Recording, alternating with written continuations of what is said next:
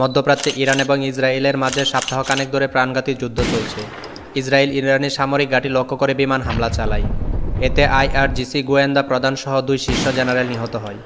ইরানও পাল্টা জবাবে ইসরায়েলের উপর ড্রোন এবং ক্ষেপণাস্ত্র হামলা করে। এতে 2 দেশের মধ্যে পুরোপুরি যুদ্ধ বেঁধে যায়। এরই মধ্যে মিথ্যা অজুহাতে মার্কিন যুক্তরাষ্ট্র ইরানের পারমাণবিক গবেষণা কেন্দ্রগুলো লক্ষ্য করে বোমার বিমান দিয়ে হামলা করে ব্যাপক ক্ষতি সাধন করে।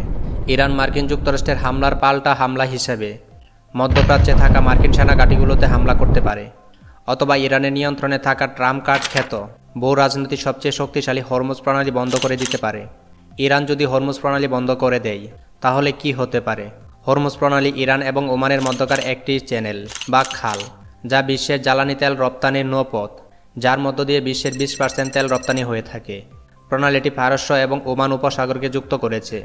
হরমুজ প্রণালীর প্রশস্ততা মাত্র 39 কিলোমিটার, কিন্তু তেল রপ্তানির জন্য বড় বড় জাহাজ চলাচলের উপযোগী জায়গা মাত্র 10 কিলোমিটার। ইরান এটি বন্ধ করে দিলে জ্বালানি তেলের দাম 200% পর্যন্ত বৃদ্ধি পেতে পারে।